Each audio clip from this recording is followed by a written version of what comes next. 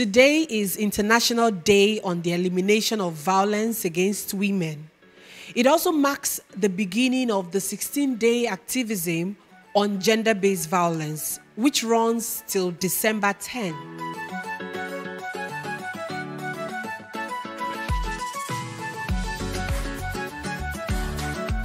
With me in the studio to discuss this issue and more are three amazing women doing things around gender-based violence and ensuring that more women and children are liberated. I have Risikat Omolara Yusuff. She's the founder of the Organization for Nonformal Education Foundation. I also have with me AmakaChibuzo-Obi. She's a life and confidence coach. I also have with me Abimbola Ojosipe. She's the executive director, Chamagne Foundation. What do you consider for you as some of those things that has caused this gender-based violence that women have suffered over the years? The causes are numerous. For example, literacy, is a major cause. Lack of education. If you are not learning, you won't know your right to your left. So many people can exploit you through that way. And also, when you look at the economy, especially with the COVID-19, it has brought a serious economic impact on family, especially women that have to provide for their kids and wealth to go to school, even to eat the square meal. So poverty, we must look at a way to work towards that and reduce poverty to the minimum level. We are working towards the Sustainable Development Goal. And when you look at all these goals, especially the 16 goal, my organization will focus on the goal 4 and goal 5, which is to empower girls and women. So, and for that, we are going to achieve for Nigeria a World Sustainable Development Goal. You work with them, you have carved a niche for yourself. Why do you think that that is germane in liberating them from being vulnerable and victims of gender-based violence? Okay, thank you very much, Ijeoma. Women, everybody experiences violence in one way or the other. But it seems as though most of us are very particular about women, because when it comes to the grand scheme of things, it's like women are more vulnerable to matters of violence and such issues. And this is because number one, a lot of the women are not empowered, right? When a woman is not empowered, the chances of her taking a lot of things that she would ordinarily not take is way higher. So you see lots of women who take these forms of violence, and when you try to understand why, when you try to step in to see how you can support them, the first thing they will tell you is, I don't have anywhere else to go. I can't take care of myself. If there are children in the mix, then how do I go with the children? All of those kinds of things keeps that woman stuck in a place that is not supposed to be habitable for anybody. So lack of education, lack of awareness, lack of information is another very big factor. And then low self-esteem. Because there are women who have gone through so much in their lives, and what they just want is a place where they can just feel like, okay, this person wants me, right? So no matter what you do to me, at least you want me, right? Okay, so I'm going to stay here. So they take physical violence, they take sexual violence, they take all of those things because they don't even know they can do better. You know that who else would want me kind of mentality. So let me just stay here. At least he still wants me. At least he has not killed me yet. You know, and some of these people even see it as a form of love, which comes back to, you know, upbringing and things like that. Something has just shifted in their minds, and some will tell you, oh no, even if he hurts me, he loves me. That's his way of correcting me, and things like that. So there is a lot of work to be done.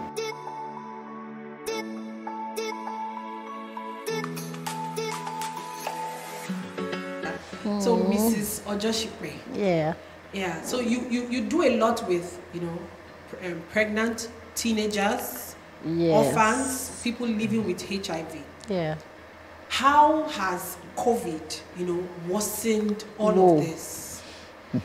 What has been the impact? Okay, now to start with, we had a bad situation.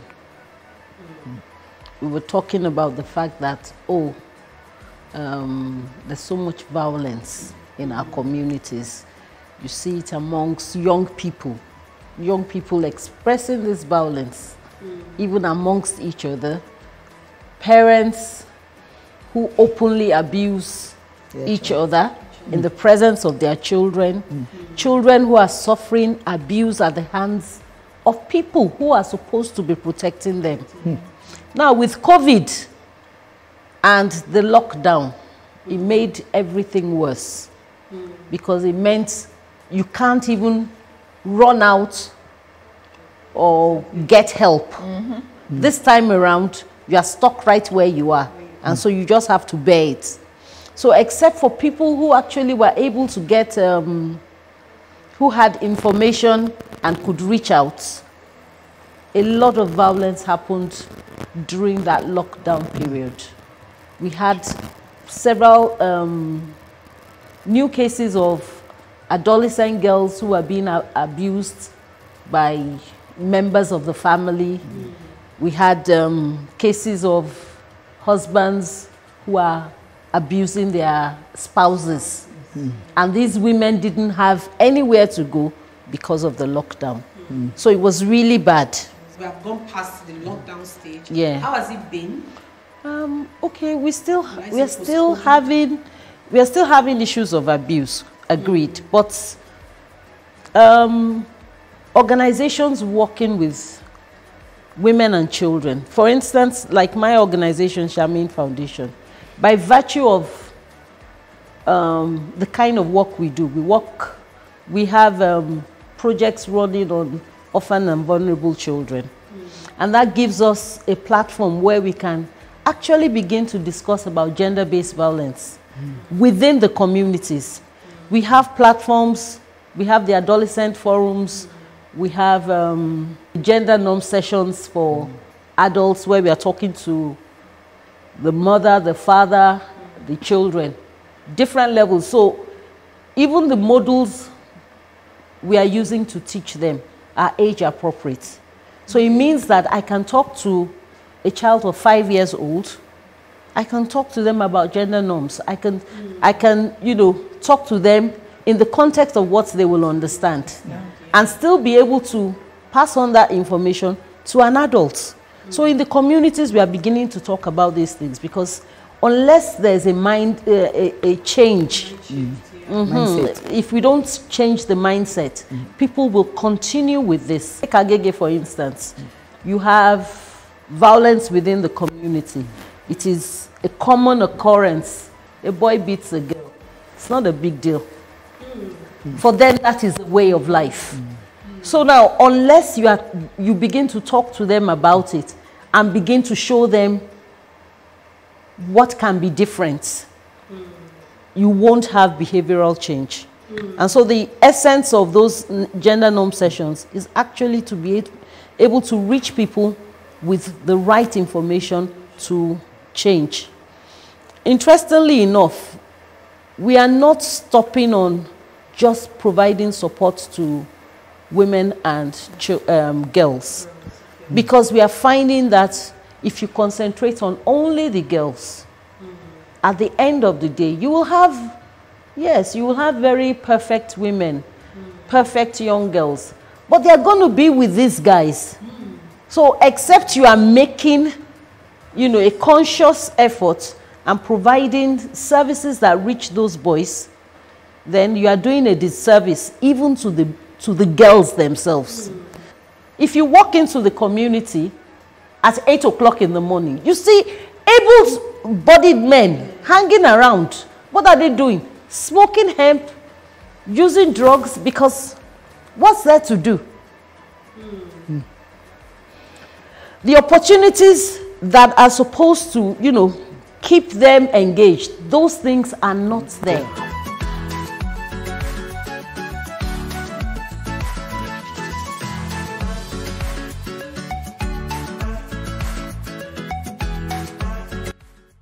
Madam Yusuff, you have been in this drive, in this course, because I heard you talk about something you did in 1998, and I know you started your foundation in 2000, so that's over 2 decades. Yeah.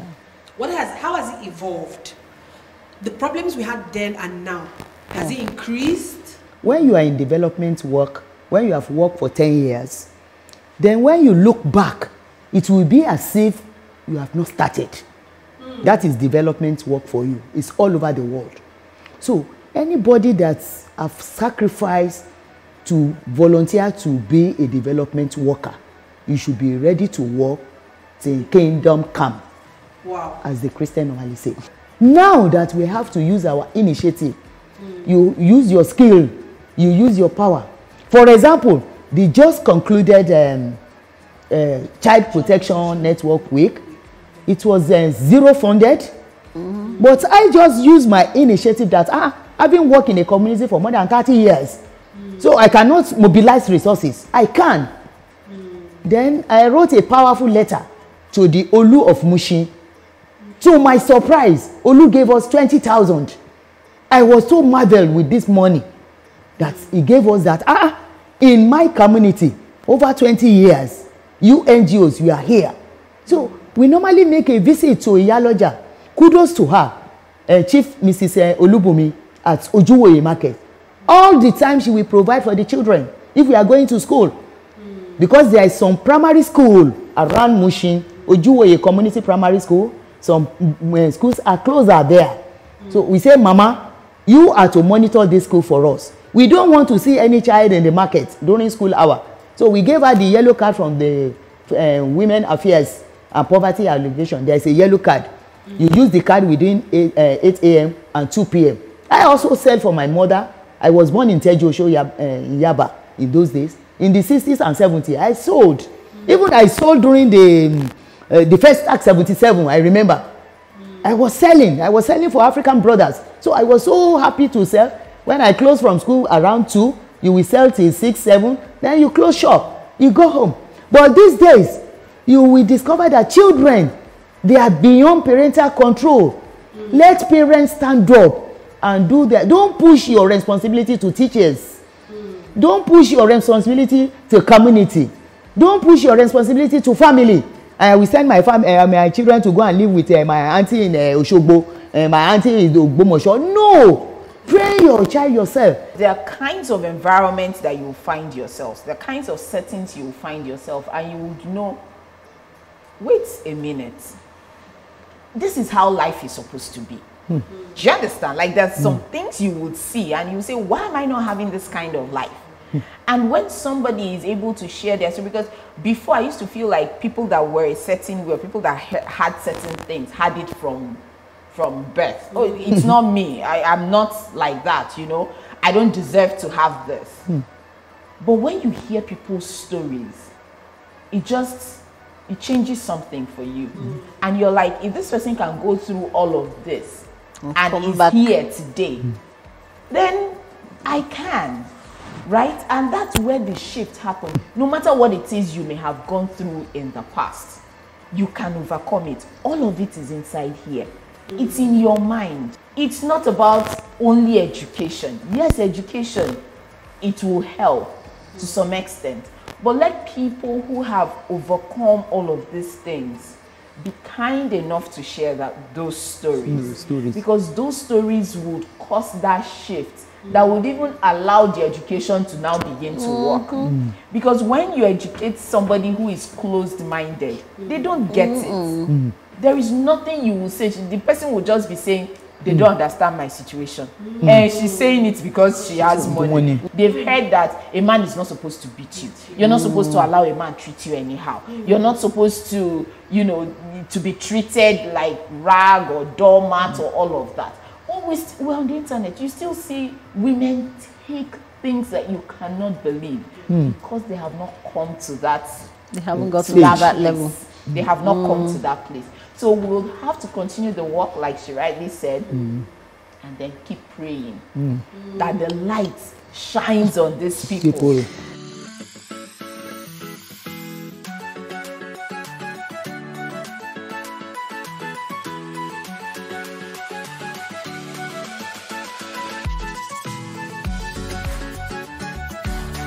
The interesting thing about this thing is the fact that Lagos is a wonderful place. Exactly where I was coming to. I wanted to know what policies, you know, and what the government is doing about. The government has given us an enabling environment. There are so many things that have been done, you know, about this. For the children, we have the Child's Right Law. And you have yes. There are so many laws, that are in so place. many policies. We have even structures that can help address. We have the domestic and sexual violence response team. And they are doing a very wonderful work. Like right now, Lagos State has this project now. I think they call it the Spotlight Initiative. And it is primarily to address issues of abuse. So you see that we are really very privileged. It means that with all that people are going through, all you just need to do is to reach out. Domestic and sexual response team. If they cannot respond immediately, they will call the Child Protection Network. And because the network is such that every LGA has a chapter, has, you know, representation, it means that once you call, somebody comes and says, yes, we heard you say something. What is the problem?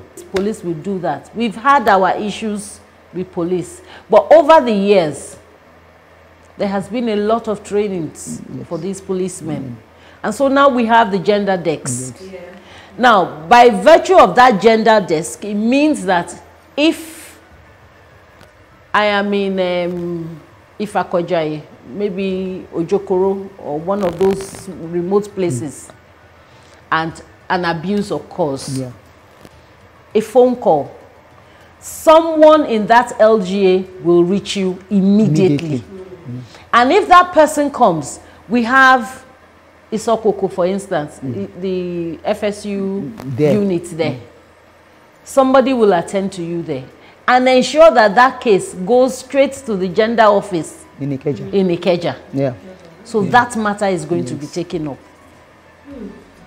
We still have our challenges, but the structures are there, the policies are there, mandated reporters are there, and we have a rescue team.